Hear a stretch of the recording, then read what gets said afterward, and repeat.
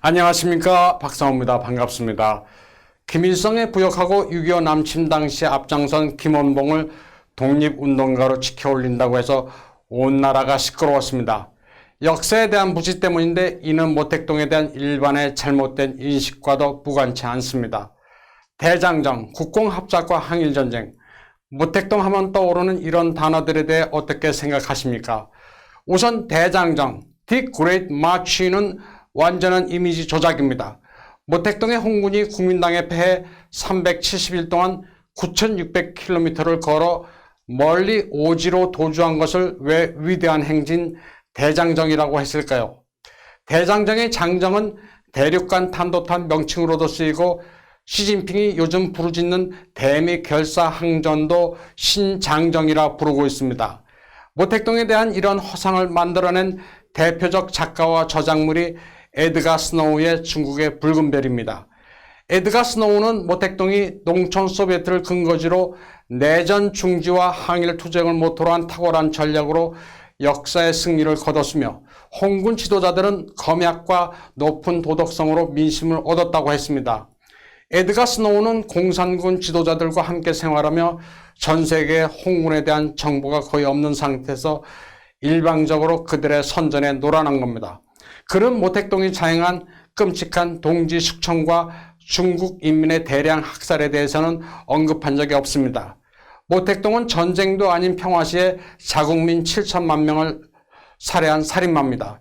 에드가 스노우의 부인도 마찬가지입니다. 그의 부인은 헬렌 포스터 스노우인데 보통은 필명인 님 웨일즈라는 이름으로 알려져 있죠. 중국 공산당에 투신한 조선인 김산을 미화한 작가입니다. 김산이란 사람은 조선인의 중국 공산당 입당을 주도하던 인물입니다. 나중에 트로츠키주의자, 일본의 스파이로 몰려 공산당에 처형당했습니다. 요즘 김원봉과 아주 비슷한 인물로 보면 되겠습니다. 좌파 페미니스트 아그네스 스메들리도 마찬가지입니다. 코민테른의 스파이란 설도 끊이지 않고 있는데요.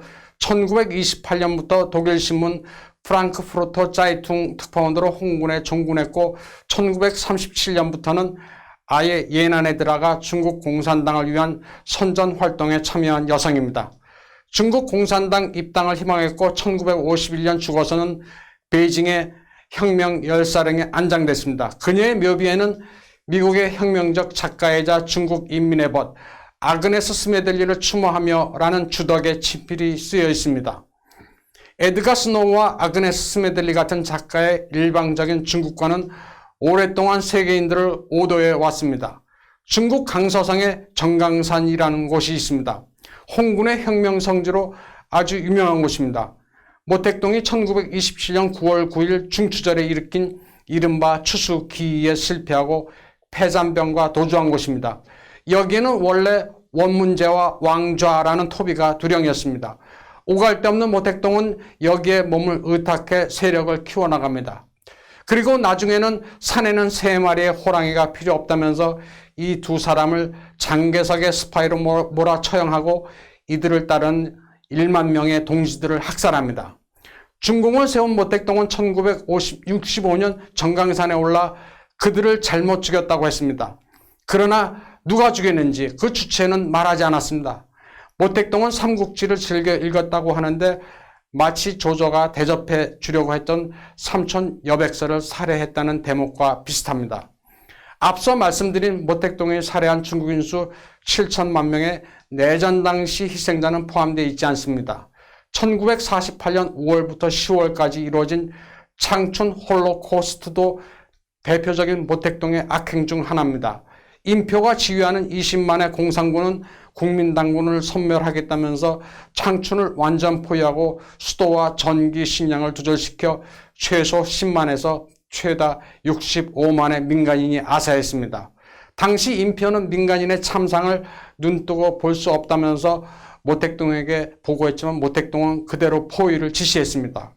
당시 국민당군이 방어선으로 구축한 철조망과 공산군이 포위하기에 쳐놓은 철조망 사이의 진공 공간을 차지라고 하는데 여기에 수많은 시신들이 쌓여갔습니다. 이 같은 지옥 같은 창춘에서 팔에 총을 맞고도 기적적으로 살아난 7살 소녀가 있었습니다. 일본의 대표적 중국학자 엔도 호마레 박사입니다. 엔도 박사는 이후 중국 공산당의 실체를 밝히는데 평생을 바쳤습니다. 엔도 박사에 따르면 모택동은 항일 투쟁을 하기보다는 오히려 일본군과 공모해 중국 인민을 배반했다는 역사적 사실을 실증적으로 밝혀냈습니다. 모택동은 국共내전 기간 동안 스파이를 통해 일본 외무성, 군부와 내통해 국민당군의 정보를 파는가 하면 몰래 정전도 제의합니다.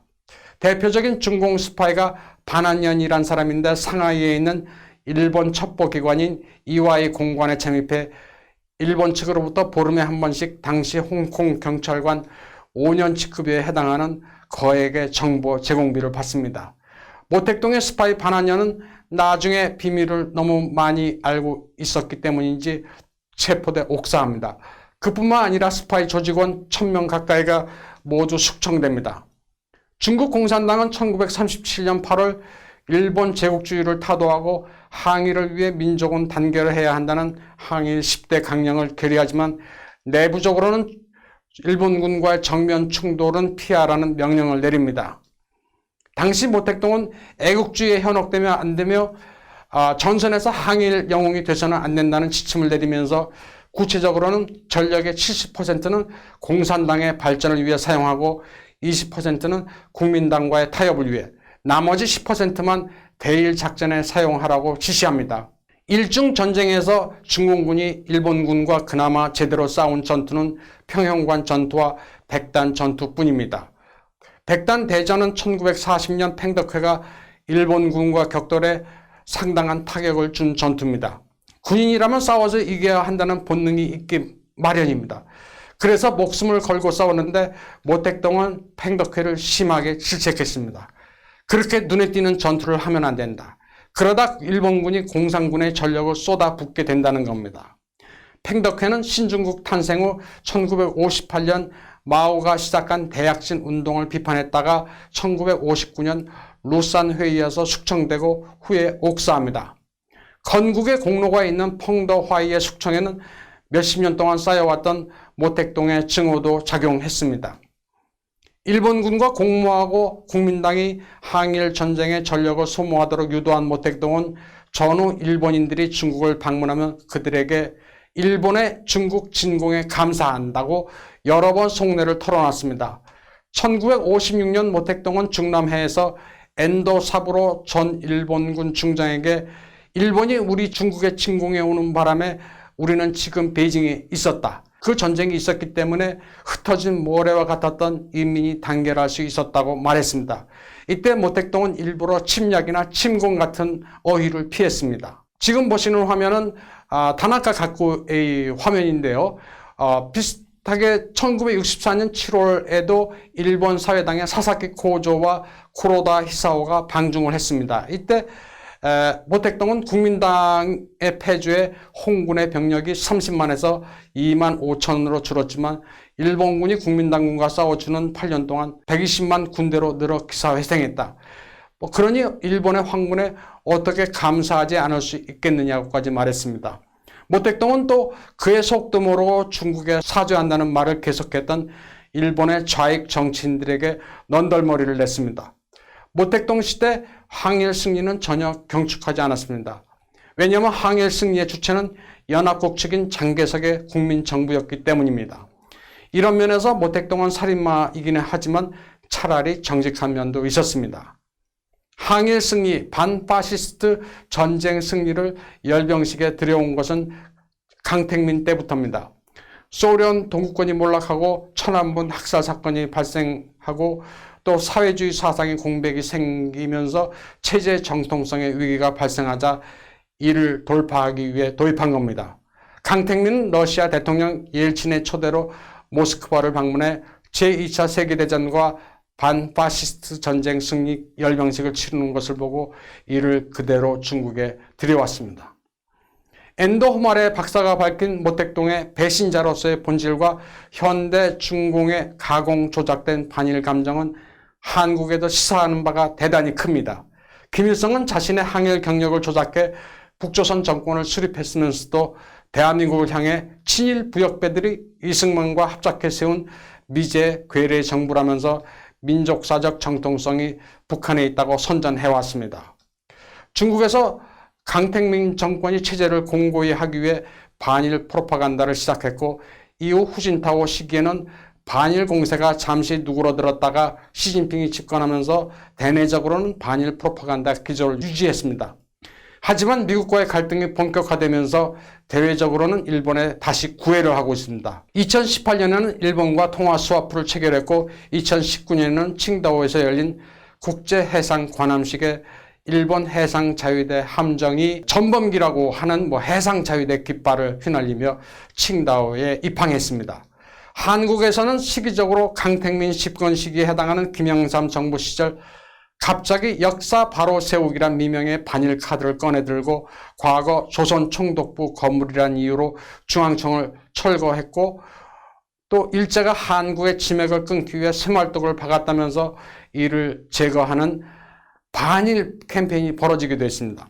그리고 이명박 박근혜 정부 시절에 이어 한일 관계가 중국의 후진타오 집권 시기처럼 냉탕과 온탕을 오갔다면 현재 문재인 정부의 반일 일변도 정책은 그야말로 브레이크 없는 폭주 기관차입니다. 반일 감정을 국내 정치에 이용하는 것은 한국이나 중국이나 비슷합니다. 그러나 중국은 국가 외교적 전략 차원에서 중국 공산당이 그나마 완급을 조절하고 있는데 한국은 이마저도 없습니다. 반일의 원조는 중국이 아니라 한국이라고 외치는 것처럼 보입니다. 이를 보면 마치 조선시대 선비들이 주자하게 정통성을 강조하면서 양명하게 발생한 명나라에 대해 도덕적 우월감을 느꼈다는 역사가 연상되기도 합니다. 모택동과 중국 공산당의 본질은 북한 체제와 다를 바 없습니다. 오늘 모택동 말씀을 드린 것은 대한민국의 현재 위기가 역사를 제대로 읽을 줄 몰랐던 우리 사회의 지적 분위기와 무관치 않다고 생각했기 때문입니다. 오늘은 여기까지 하겠습니다. 감사합니다.